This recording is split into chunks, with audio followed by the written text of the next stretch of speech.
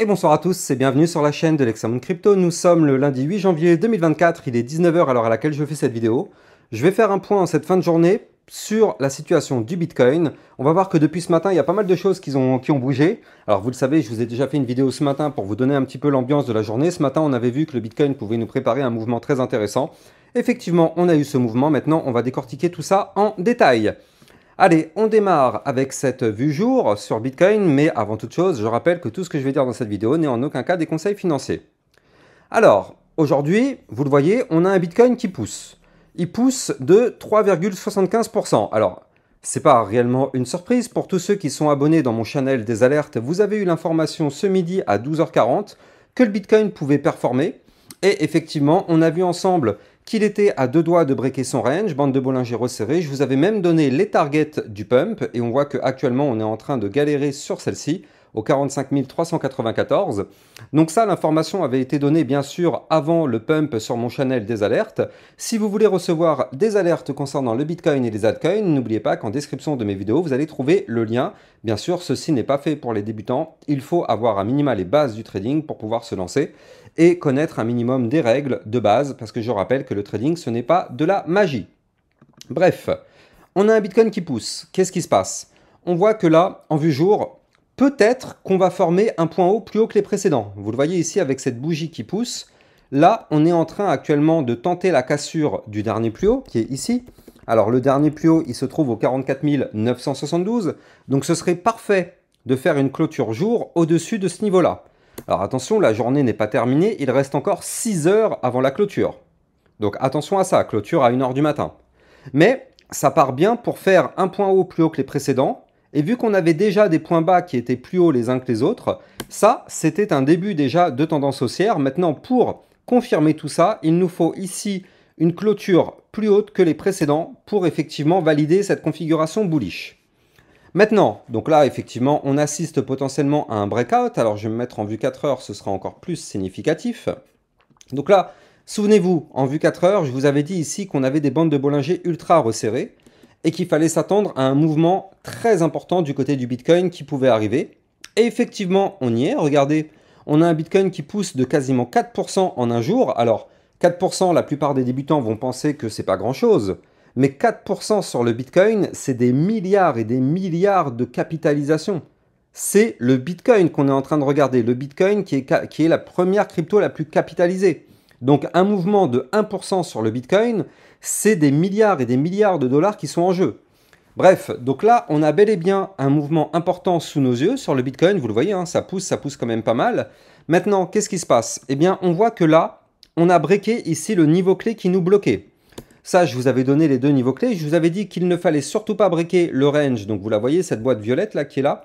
Je vous avais dit qu'il ne fallait surtout pas la breaker par le bas. Donc, le niveau clé qu'il ne fallait pas breaker, il était ici au 43 090 $. Donc là, ça, pour l'instant, pas du tout breaké. Et tant mieux. Et mieux que ça, on a breaké ce range par le haut. Et ça, on le savait. Si on breakait ce range par le haut, c'était notre signal d'achat. Et on savait qu'on allait pouvoir voir un Bitcoin qui allait décoller pour aller chercher des points plus hauts. Donc là, pour l'instant, c'est exactement le scénario que notre Bitcoin est en train de faire. Vous le voyez, on a breaké ce range ici au 43 320 $. Donc, à partir du moment où on avait breaké ce range, là, vous le voyez, on a breaké de façon validée, confirmée. Attention, pour l'instant, on n'a pas encore eu le pullback.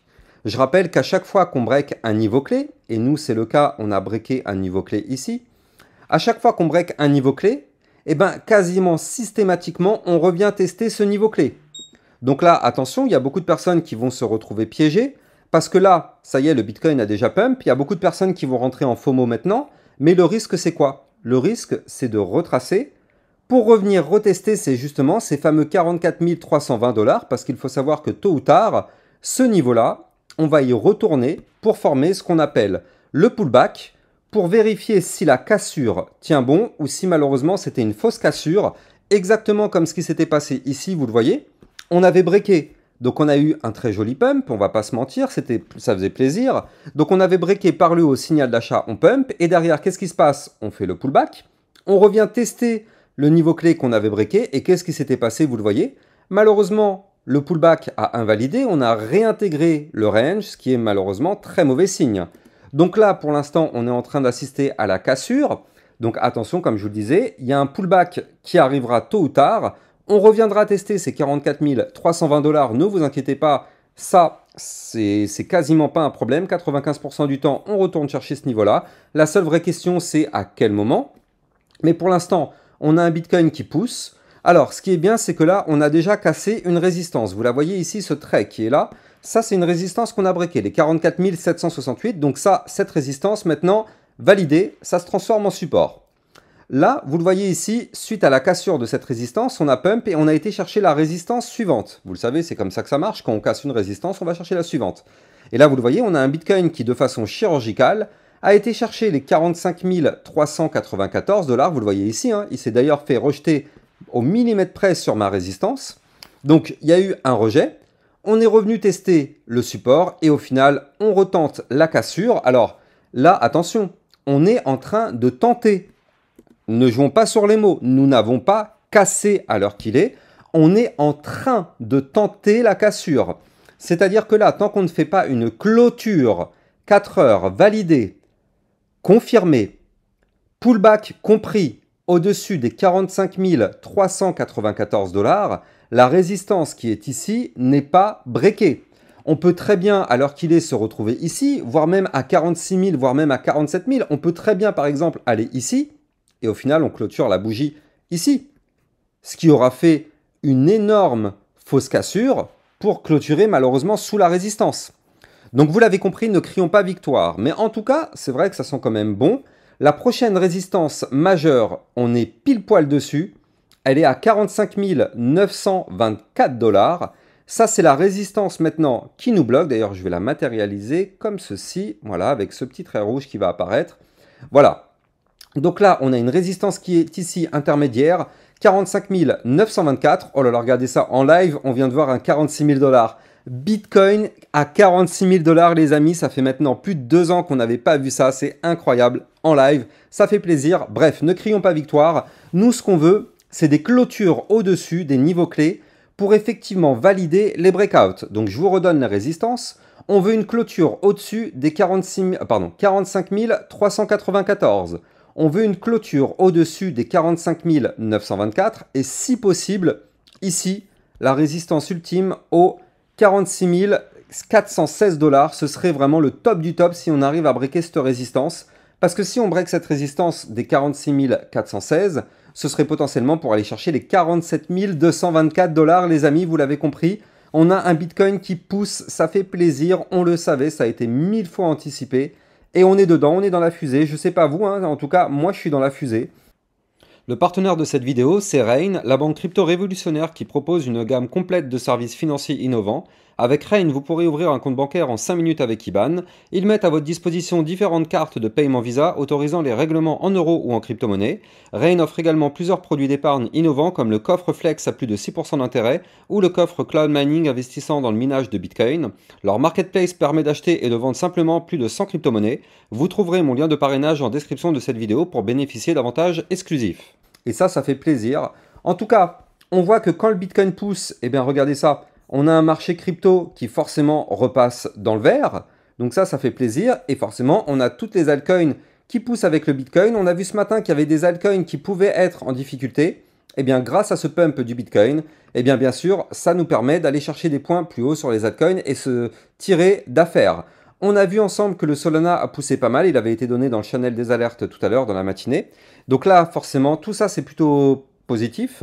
Moi, ce que je voulais vous montrer surtout, c'était l'Ethereum. L'Ethereum, pour moi, c'est magnifique. C'est juste magnifique ce qu'il est en train de nous faire. Regardez ça, l'Ethereum.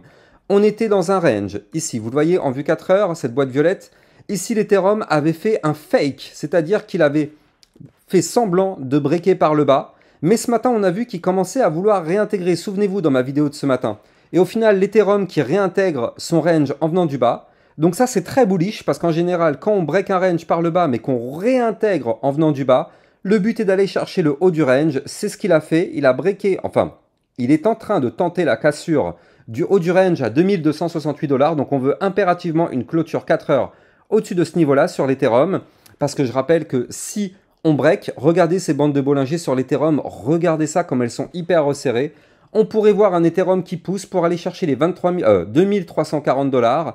Puis ici, la ligne de tendance haussière à 2349 $, avant d'aller chercher la résistance des 2446 $. C'est ce qui pourrait nous attendre sur l'Ethereum, à condition que le Bitcoin continue de pousser, bien sûr. Tout dépend du Bitcoin. En tout cas, j'espère que vous avez kiffé la vidéo. N'oubliez pas de liker, commenter, partager au maximum, donner un maximum de force, les amis, à ma chaîne YouTube. 2024, l'année de la force. On pousse ma chaîne à son maximum, on va viser les sommets, on va viser le bull run sur la chaîne Nexamoon Crypto. Je compte sur vous, les amis. Quant à moi, j'ai plus qu'à vous souhaiter une excellente fin de journée. Je vous dis à demain matin entre 8 h et 9 h. Ciao, ciao.